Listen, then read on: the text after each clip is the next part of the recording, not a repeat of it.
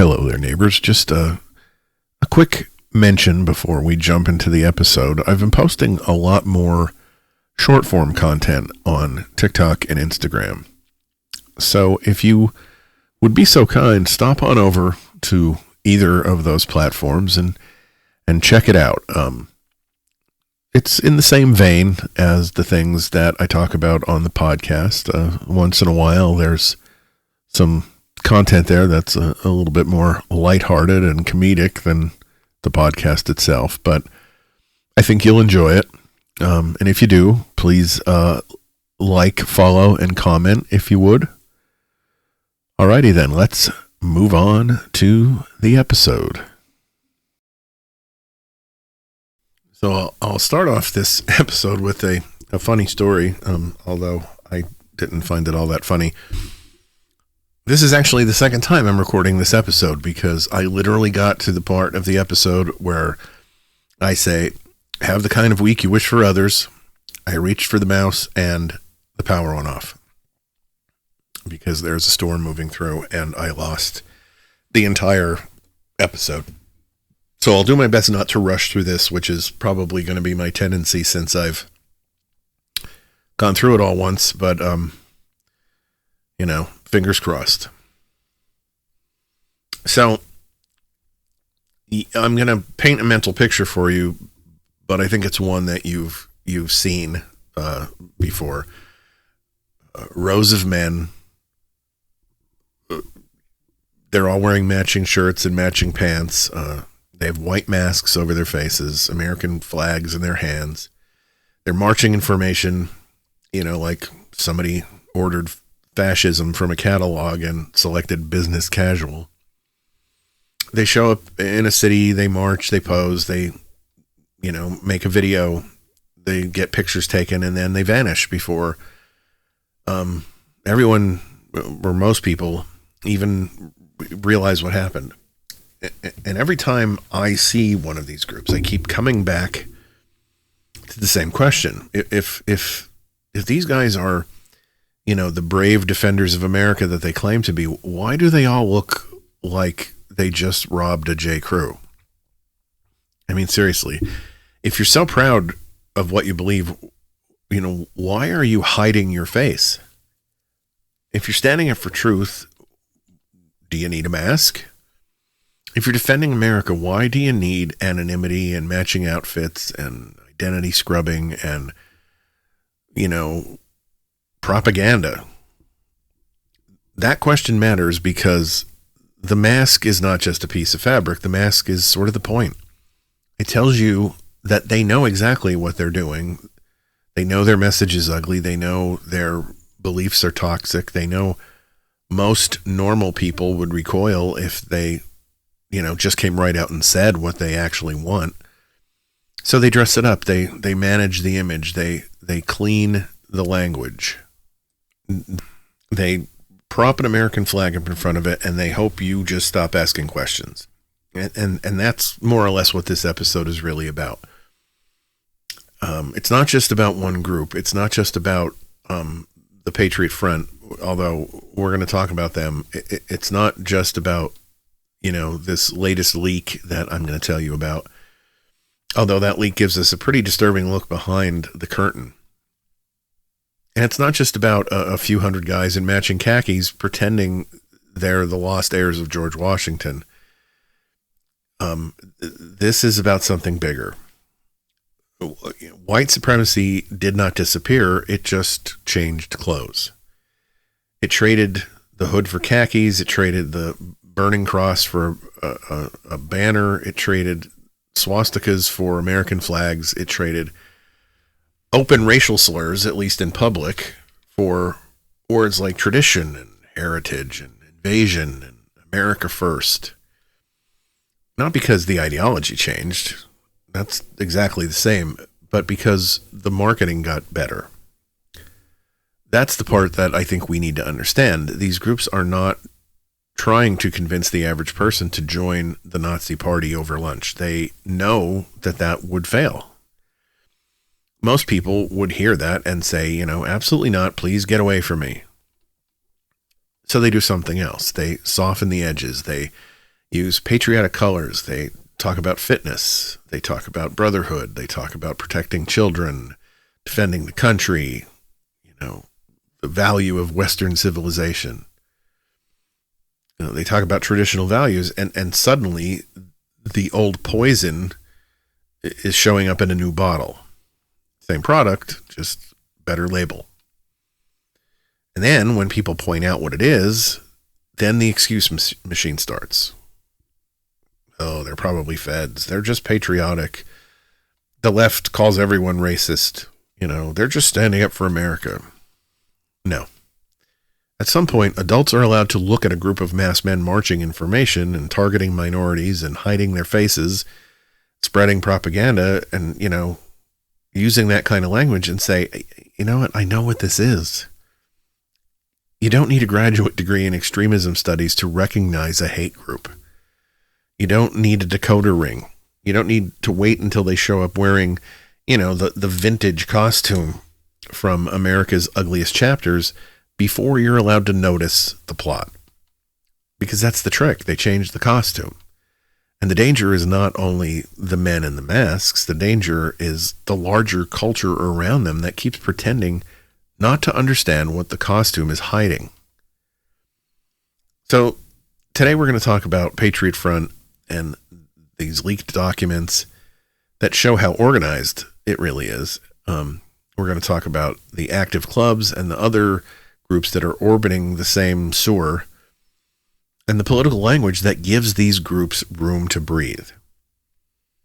And we're going to say something plainly, because sometimes plainly is exactly what moments call for. Not every conservative is a racist. Not every Republican voter supports white supremacist groups. But racist groups are not stupid. They know where their slogans blend in. They know where their enemies are already being named. They know which political arguments make their ideas sound less extreme.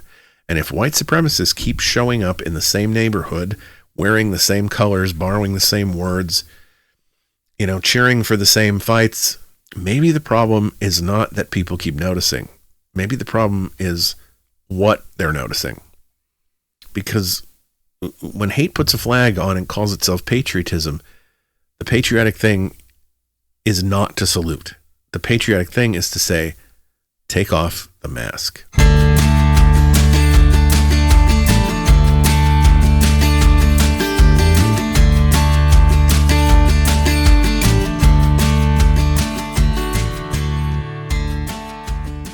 Hello, neighbors. Happy Monday. Welcome to Your Neighbor on the Left, the podcast where we talk about progressive politics, human decency, and life on the blue side of America's ideological divide. My name is Don Spielis, and I am your host. Today we're talking about white supremacy. I know it's a wonderful way to begin a week, but with this article that came out talking about these leaks that I'm going to describe to you in a moment here, it seemed like a good topic to begin the week with. So let's start with Patriot Front. And I want to be careful here, because it's easy to hear a number like 540 members and either overreact or underreact. On one hand, 540 people is not a mass movement. It's not millions. It's not even really a packed high school gym. It's not enough people to fill the average grocery store on the day before a snowstorm when, everyone suddenly decides that bread and milk are the only things that stand between them and cannibalism. But that is also not the point. A disciplined extremist group does not need millions of members to do damage. It doesn't need a huge membership list to intimidate people. It doesn't need an army to plaster a neighborhood with propaganda. Doesn't have to have a voting majority to recruit lonely young men and show up at pride events and deface public art or turn local communities into stages for its little, propaganda films. What it needs is organization. And according to leaked documents that were obtained by USA Today, that is exactly what Patriot Front has been building. The article describes Patriot Front as one of the nation's largest white supremacist groups. The leaked internal documents reportedly show more than 540 members across 49 states as of early 2026. It's every state except Hawaii. The group has grown rapidly, with more than half of its new members coming in surges over the past 2 years. And its leader, Thomas Rousseau, is reportedly pushing for the group to hit 600 members by July 4th, 2026, which, of course, because nothing says I love America like setting a membership goal for your white nationalist organization on Independence Day. And again, the number itself is not the whole story. The story is the machinery behind the number. USA Today says the leaked files include a 72-page member roster, recruitment materials, propaganda guides, internal conduct rules, marketing instructions, and documents showing connections to dozens of active clubs. Now, those active clubs matter, and we'll get to them in a minute, but for now, just understand this. We're not talking about a loose collection of angry guys, that are exchanging memes and decide to go and yell at a statue. This is structured, and it's managed, and it's branded. This is racism with a binder. And I mean that almost literally. The article describes multi-page guides that tell members how to behave in public and what kind of shirts to wear and how to scrub their identities online, how to share posts and make banners and place posters, even how to mix flour and water to make wheat paste for propaganda. And if that confuses you, you're not alone. It confused me when I first read it too. They're talking about glue. They're making homemade glue for propaganda posters. And there's something especially pathetic and also alarming about that combination of things. On the pathetic side, imagine thinking you are the master race and still needing a PDF to explain shirt pockets. Apparently, not just any shirt will do. According to the article, members were told to wear work shirts with 2 breast pockets instead of dress shirts with 1. I don't know. I guess when you're staging white nationalism for the camera, the pocket count really matters. It's fascism, but let's keep it symmetrical. But the alarming side is exactly the same fact. They care that much about image.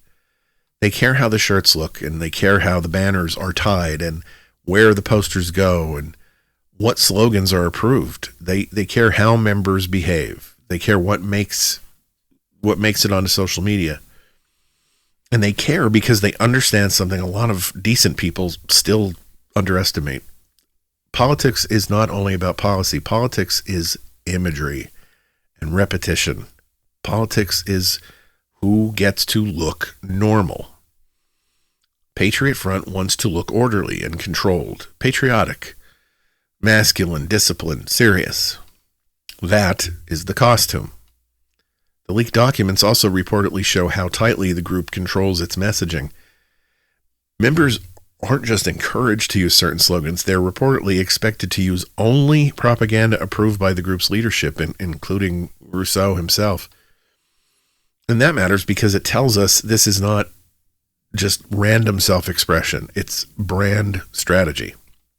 The public-facing version is clean. America, tradition, heritage, nation, patriot. The private version, according to the article and according to researchers who study the group, is something much, much uglier. The USA Today article includes examples from applicants writing about securing a future for white children or describing the country as being raped and pillaged by foreign invaders. That is not subtle. That is not just concern about immigration. That is the language of racial panic. That's the language of invasion and replacement and bloodline politics. And that's the trick with groups like this. In public, they want just enough ambiguity for people to have to argue about it. In private, the ambiguity vanishes.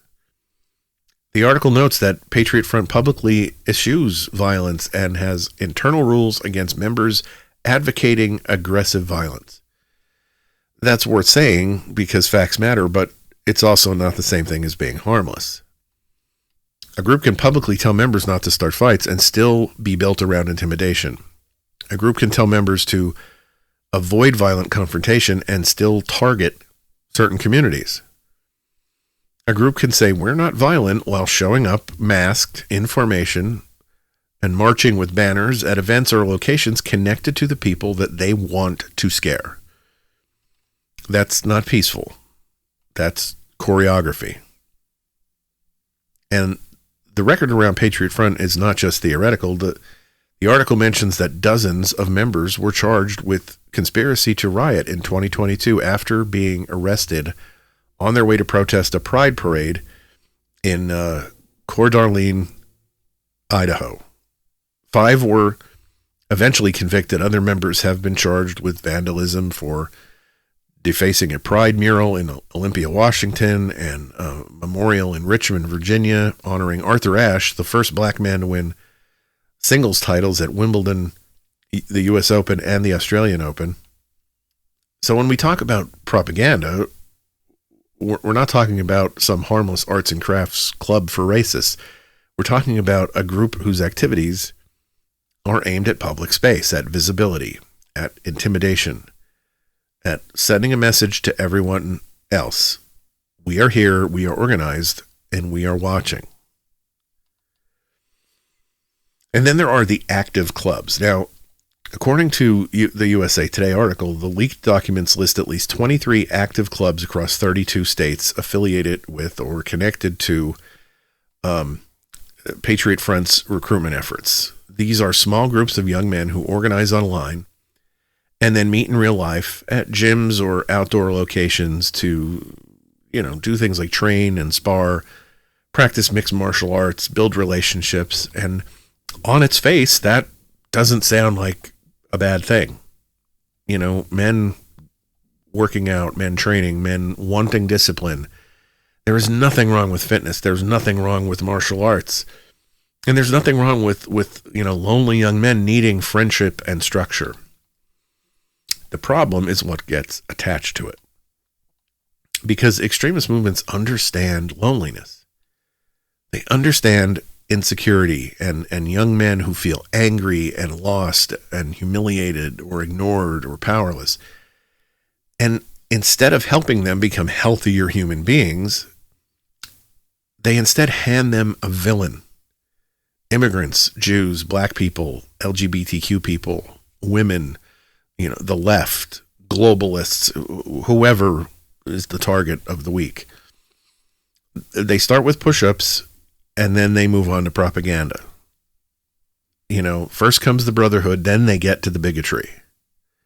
They begin by making a young man feel like he belongs, and then they tell him specifically who doesn't belong. That is why this story matters beyond Patriot Front's membership count. The leak does not just say, here's a hate group with 540 members. It says, here is a hate group trying to professionalize itself.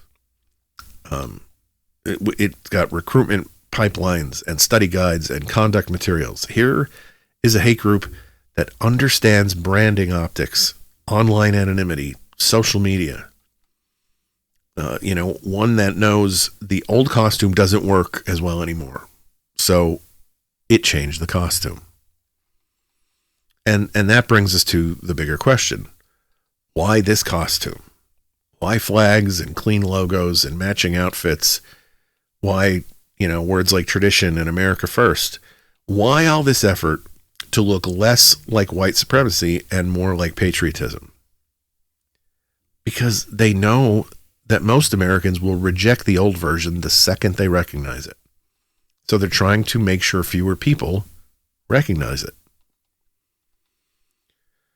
A lot of Americans still expect racism to announce itself in like the old outfit. They expect, hoods and robes and swastikas, burning crosses and guys screaming slurs, like the grainy black and white footage from a documentary that you watched in high school. And yes, sometimes racism still looks exactly like that. Sometimes subtlety calls in sick, but modern white nationalist groups understand that the old symbols scare away too many people too quickly. They understand that most Americans are not going to sign up for something that looks like a museum exhibit called, everything we pretend we beat already. So they changed the costume. They put away the hood and they picked up a flag. They stopped leading with white power and started leading with America first. They stopped saying segregation and started saying heritage. They stopped saying white ethno-state, in public anyway, and started saying reclaim America. They stopped making the first pitch about hate and started making it about belonging. And it's not an accident, it's a strategy. Patriot Front is almost cartoonishly obvious about this. Their public image is all red, white, and blue, and flags and banners and strong-looking figures and clean designs, phrases that sound at a glance like they could have come from a very intense 4th of July parade committee. But then you look a little closer and you see the targets and the internal messages and the applicant language. You see the obsession with white children and foreign invaders, replacement, conquest, and reclaiming the country. And suddenly, the costume isn't confusing anymore. It's just doing its job. That is the important part. The costume is not there to hide the message from everyone. It's there to hide the message from just enough people. The committed extremists know what it means. The recruits being pulled in know enough to feel the vibe. The people being targeted know exactly what it means. Immigrants know. Jewish people know. Black communities, LGBTQ people know. People who have been on the receiving end of this stuff don't need a 300-page field guide to understand the difference between patriotism and a threat. But the average person looking at a photo for, a few seconds might say, well, I don't know. I mean, they have American flags. Maybe they're just very patriotic. And that little moment of doubt is useful. That doubt gives them space. That doubt gives their defenders something they can work with. That doubt lets someone say, you're overreacting, or you call everyone racist. No. Caring about the country does not require a mask. Caring about the country doesn't require defacing pride murals or propaganda guides. Caring about the country doesn't require young men meeting in fight clubs while being fed a steady diet of racial grievance. There is nothing wrong with loving America. There is nothing wrong with flying the flag or wanting strong communities and healthy families and safe neighborhoods or meaningful tradition. The problem is when those words become hiding places. Because white nationalist groups do not need to invent new language from scratch. They borrow language that people already recognize. They use words that sound respectable enough to survive in public. Tradition, order, civilization, heritage, protection, security, real Americans. And the trick is that none of these phrases automatically mean white supremacy. Of course not. That's why they work. If a group marched through town yelling, "We want a white ethno-state," most people would know exactly what they were looking at. But when they say protect Western civilization, now people start arguing. If they say stop the invasion, now people start pretending that this is just normal policy that they disagree about. If they say America first, now people have to decide whether they mean patriotism, nationalism, isolationism, white grievance, or some rancid casserole of all four. That ambiguity is not a bug. It's the whole sales pitch. They are not trying to convince everyone to join. They are trying to move the line. They are trying to make the unacceptable sound discussable, then familiar, then defensible, then, maybe even normal. That's how extremist ideas travel. Not always by marching straight through the front door in jackboots. Sometimes it comes in dressed as concern, concerned about the border, about schools, about crime, about history, about our culture. And again, real concerns can exist. People can disagree about immigration policy. People can debate school curriculum. People can care about crime and community and family and national identity without being white supremacists. But when the actual white supremacists keep picking up the same words and finding them useful, decent people should probably ask why. If your political slogan is easy for a hate group to borrow, that does not automatically make you a hate group, but it should make you uncomfortable. And if it doesn't, I guess that tells us something too. Because the whole point of the rebrand is to make people hesitate. It's to make you ask, is this really racism? It's to make you wonder whether the masked men with the propaganda and the white dreams are maybe just misunderstood patriots with unusually strict wardrobe requirements. They're not. They changed the costume. They did not change the target. They did not change the ideology. They changed the costume because they know the old one gave away the game. Now, if this episode were only about Patriot Front, it would still matter, but it would also be far too narrow. Because the problem is not just 540 dudes in matching pants with a branding guide and a desperate need for better hobbies. The problem is the ecosystem around them. Different groups use different costumes, different tactics, different slogans, different levels of openness about what they really believe. Some polish the message until it looks like patriotism. Some lean into the antisemitic trolling. Some organize around fitness and fight culture. Some show up at political events looking for conflict. Some try to look respectable. Some basically show up with a neon sign that says, yes, this is exactly what you think it is. But they are not isolated planets. All of these things are part of the same ugly solar system. So go back to the active clubs. These are especially important because they connect directly to that Patriot Front leak. According to that article, the leaked documents list, again, 23 active clubs across 32 states connected to the Patriot Front's recruitment efforts. And as I said, on the surface, active clubs can sound almost harmless. Young men meet up, they train, they spar, they lift weights, they practice mixed martial arts. They do outside projects, they build friendships. And honestly, that would be fine if that's all it were. A lot of young men probably do need healthier outlets than sitting online all day gaming or letting an algorithm, turn their insecurities, into political rage jerky. But that's not all they are. The active club model matters because it gives extremist movements a softer first step. Instead of leading with ideology, they lead with belonging. Instead of saying, come and join our hate group, they say, why don't you come work out with us? Instead of starting with Hitler quotes and racial theory, they start with discipline and brotherhood and masculinity and strength. The idea that you are part of something.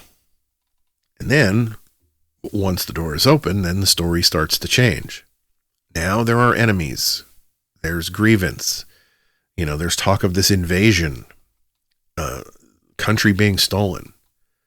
Now there are people you are supposed to fear, resent, and then eventually dehumanize. They start with push-ups and they move to propaganda. And that matters because people do not usually join extremist movements because somebody handed them a pamphlet and said, would you like to ruin your life with bigotry today? They join because they're lonely or they're angry or they've, felt humiliated. They're looking for a purpose because they want someone to tell them their confusion is not confusion. It's betrayal. Someone did this to you. Someone stole what you should have. Here is a target. Here's a group. Here's a uniform. Join the fight. That is recruitment. Not just persuasion. Recruitment. Okay, and then there's this group called the Goyim Defense League.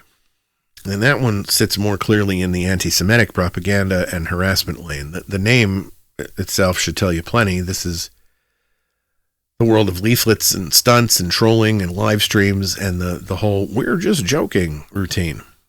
They push anti-Semitic garbage into neighborhoods and public spaces, then hide behind irony and provocation and some fake little smirk about free speech. And this is another part of the modern extremist costume closet, the troll mask.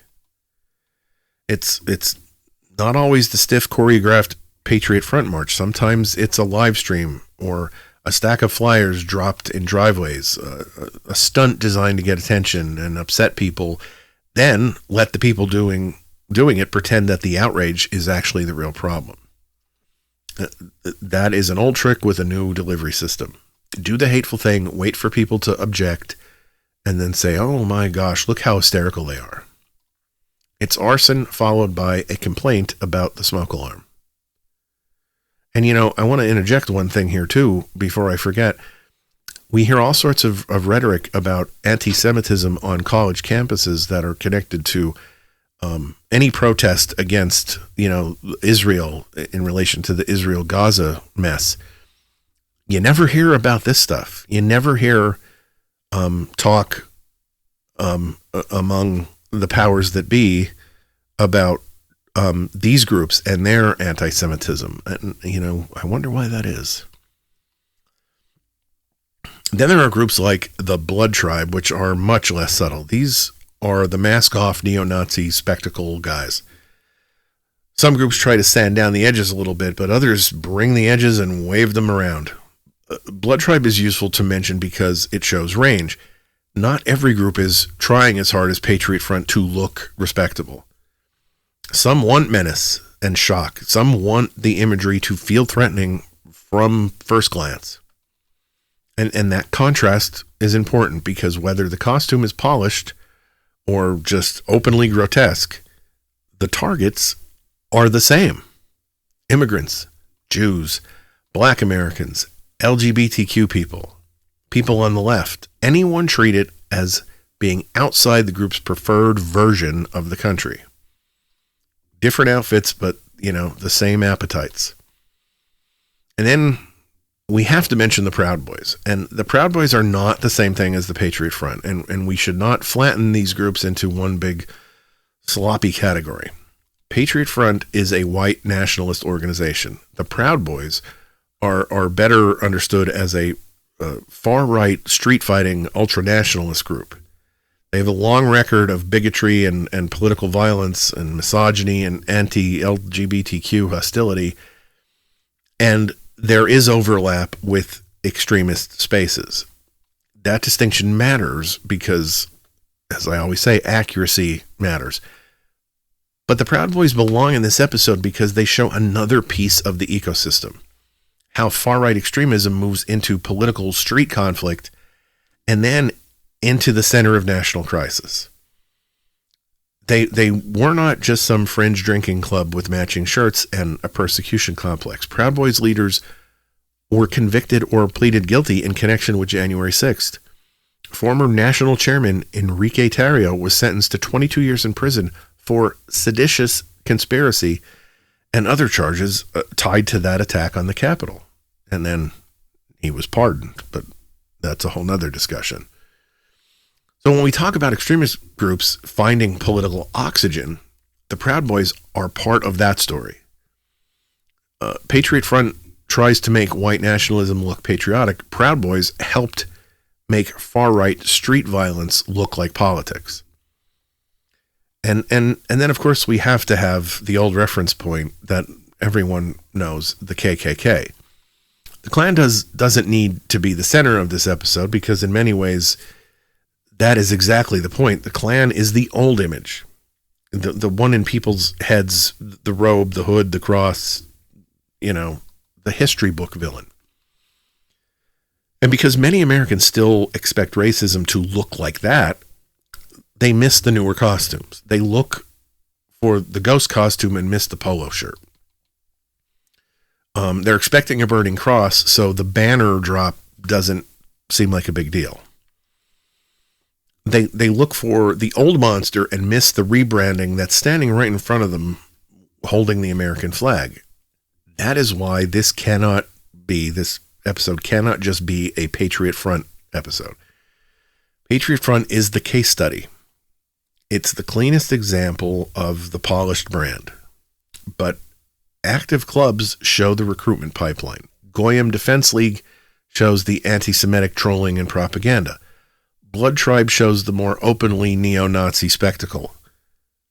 The Proud Boys show the bridge into far-right street politics and MAGA-era political violence.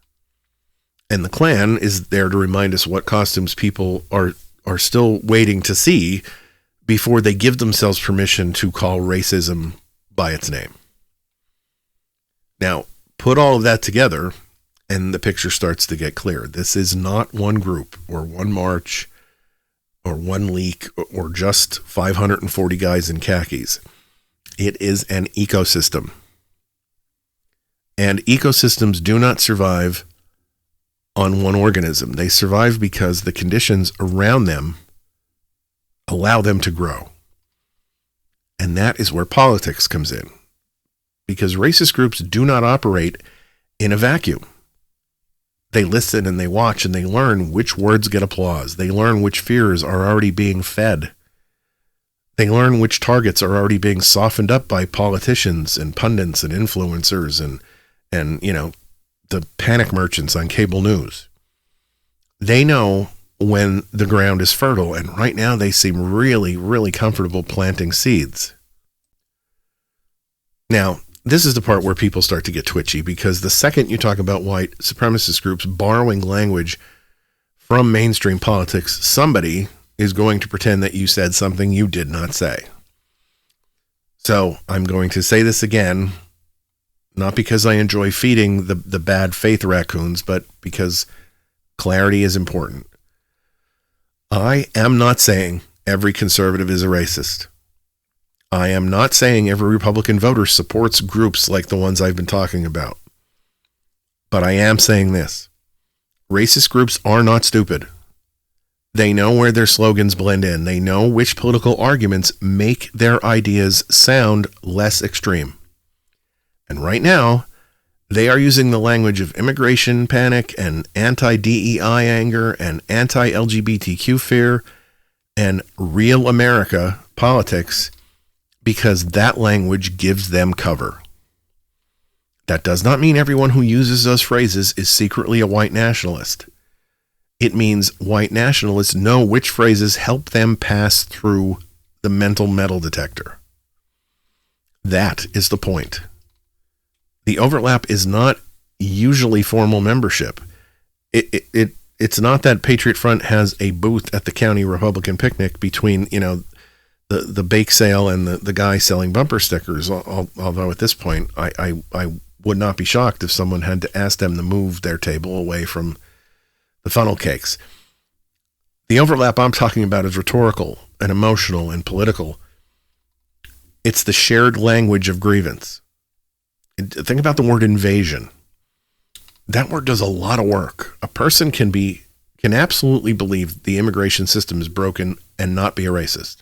A person can support border security without being a white nationalist. A country has the right to have laws and ports of entry and courts and immigration processes, hopefully ones that actually function.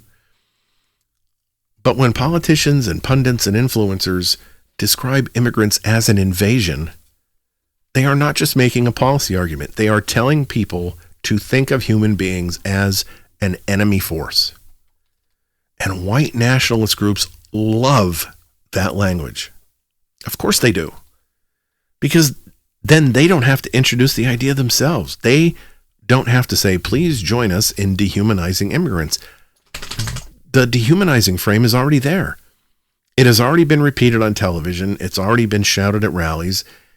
It has already been printed on campaign signs and fundraising emails and social media posts. So when a group like Patriot Front uses language about foreign invaders, it's not landing in empty space. It's landing in a country where that idea has already been warmed up for them. The same thing with replacement rhetoric. The so-called Great Replacement conspiracy theory is not just some abstract internet weirdness. It's one of the central stories modern white nationalists tell themselves, that white people are being deliberately replaced by immigrants, by non-white voters, by shadowy elites or Jews or Democrats or whoever gets cast as the villain depending on the room. And versions of that idea have moved into mainstream politics. If you follow any of my short form content, I just posted a video this week about an immigration bill from Andy Ogles and Tommy Tuberville that uses that particular phrase, replacement. Now, this bill doesn't have quite the same rhetoric as the white supremacists do, but the structure is there. They're bringing people to replace you. They're importing voters. They're changing the country. They're stealing your homes. And once that story is accepted, even halfway, the extremist version doesn't sound quite as alien anymore. It sounds like the louder cousin of something that people already heard at Thanksgiving. That is how normalization works. It does not always arrive wearing a swastika. Sometimes it arrives as a question. Sometimes it arrives as someone saying, I'm just concerned. Sometimes it arrives as someone asking, don't you think we should take care of our own first? And again, yes, you are allowed to talk about immigration. You are allowed to talk about national identity and crime in schools and culture and the future of the country. But the question is not whether topics are allowed. The question is who is using them, how they're using them, and who gets turned into a threat inside those conversations. Because when every road leads back to the same targets, you should notice the map. Immigrants, black people, Jewish people, Muslims, LGBTQ, trans, teachers who, are quote unquote grooming, civil rights groups, diversity programs, history lessons that dare to tell the truth. The same people keep being framed as the problem. The same people keep being described as corrupting the country or stealing the country or weakening the country or whatever. And then when actual white supremacists show up using the same themes, we are supposed to pretend this is some mysterious coincidence? No. At some point, coincidence has left the building, changed his phone number, and it is gone. The anti-DEI crusade is another great example. There are reasonable debates to have about how diversity programs work. Absolutely. Any program can be criticized. Any policy can be improved. Any institution can get lazy or bureaucratic or performative or just plain ridiculous. But that is not what much of the anti-DEI panic is really doing. A lot of it has become a way to make any effort at racial inclusion sound sinister. Any discussion of systematic racism becomes anti-white. Any history lesson about slavery or segregation or redlining or civil rights is being framed as indoctrination. Any attempt to make institutions more representative becomes discrimination against the people who are already most represented. And white nationalists do not have to work very hard to use that. If mainstream politics spends years telling white Americans that they are the real victims of civil rights efforts, then extremist groups can just walk in and say, see, exactly, now tell us who you think is responsible. It is the same thing with anti-LGBTQ panic. When politicians and media figures spend day after day after day portraying LGBTQ people as groomers and predators and threats to children and threats to family and faith and civilization, they create a climate where groups targeting pride events don't seem to appear from nowhere. They're not lightning bolts from a clear sky. They are sparks in a room full of gasoline. Because white supremacist groups are not only looking for recruits, they're looking for permission structures. They're looking for language that lets them sound less extreme. They are looking for mainstream fights they can attach themselves to. And they hear America first, and they know how to use it. They hear real Americans, and they know who is by default not the real Americans. They hear phrases like take our country back, and they can fill in the blanks. Again, not everyone who says those words means what they mean. But if the racists keep showing up at your political picnic, maybe the first question shouldn't be, why is the left being so mean? Maybe the first question should be, what are we serving that they keep coming back for? That is the part decent conservatives should care about. Because if you're not a racist, if you do not want white supremacists anywhere near your politics, then the response should not be defensiveness every time someone brings up the point that there's overlap. The response should be, get the hell away from us. Not wink, wink, not there's very fine people on both sides, not stand back and stand by, not what about Antifa. The response should be, get away from us. And you would think that would be easy. And when it's not easy, when people spend more energy attacking the people warning about the white supremacy than attacking the white supremacists, that tells you something. Not about every voter, not about every conservative, but about the political environment those groups believe that they can exploit. And right now, they seem to believe the environment is friendly enough to try. And there's a simple test. This is where the excuse machine starts humming. You know the excuses because you've heard them all. They say things like they're just being patriotic. They're just exercising free speech. The left says everyone is racist. They're just concerned about immigration. They're just defending America. You know, my personal favorite, because apparently every argument now has to be dragged through the swamp before it can be allowed to die, is when they say, what about Antifa? This is the part that makes people feel like they are losing their minds. Because the group is standing right there, masked, organized, targeting minorities, using propaganda, hiding their faces, talking about reclaiming America, tied to white nationalist ideology, connected to the aftermath of Charlottesville, building recruitment pipelines through fight clubs, managing their public image like a hate group with a Canvas subscription. And still, somehow, we're asked to pretend the real problem is that someone noticed. No. Free speech means they can say it. It does not mean I have to treat a hate group like a misunderstood Rotary Club. Free speech means the government has limits on how it can punish speech. It does not mean the rest of us have to turn off our brains and staple a flag over our eyes and pretend that we can't recognize white nationalism until it arrives, with a notarized confession. And yes, not every immigration concern is racist. But when a group that wants a white ethno-state talks about foreign invaders, maybe stop pretending the word invader is neutral. Yes, not every criticism of DEI is white supremacy. But the fact that white supremacists see the anti-DEI panic as useful should make you ask why. Not every person who says America first means what these guys mean. But when people who do mean it that way keep using the phrase, maybe the rest of us are allowed to notice the stink coming off of it and stop using it if we're not racists.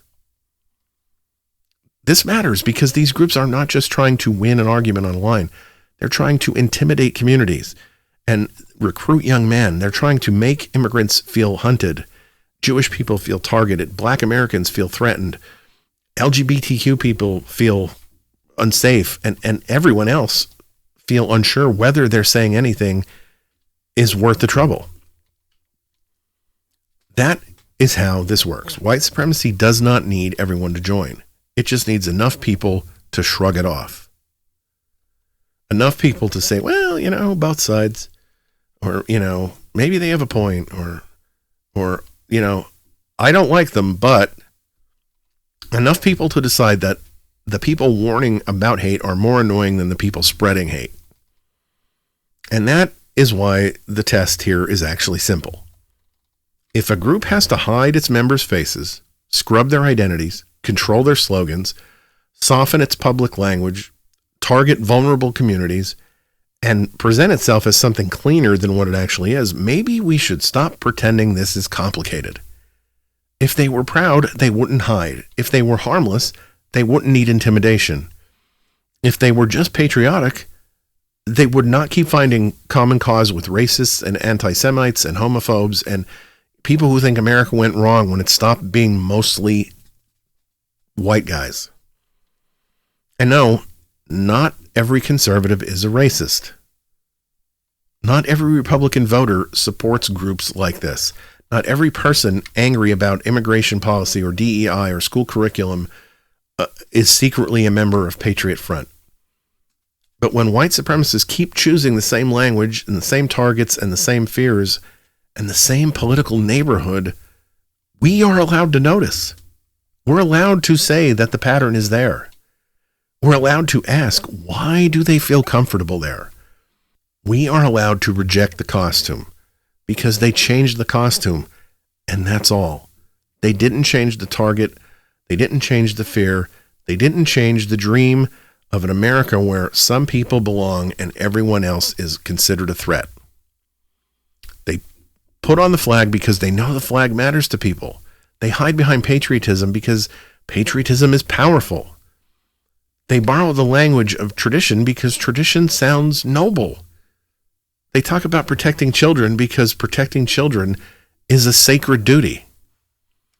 That is what makes the rebrand dangerous. They are not using ugly things to sell ugly ideas. They're using beautiful things to sell ugly ideas. The flag and family and country and safety and belonging. And that is why decent people have to be clear. Because when hate puts on a flag and calls itself patriotism, the patriotic thing is not to salute. The patriotic thing is to say, take off the mask.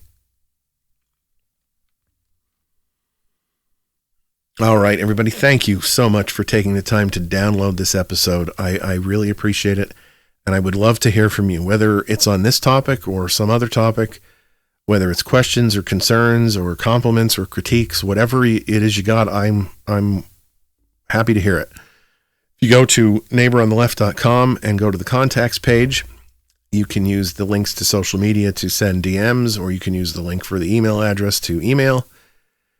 Let me know you're out there. While you're on the website, you can check out the episodes page where you can download or stream any episode of the podcast going all the way back to the beginning.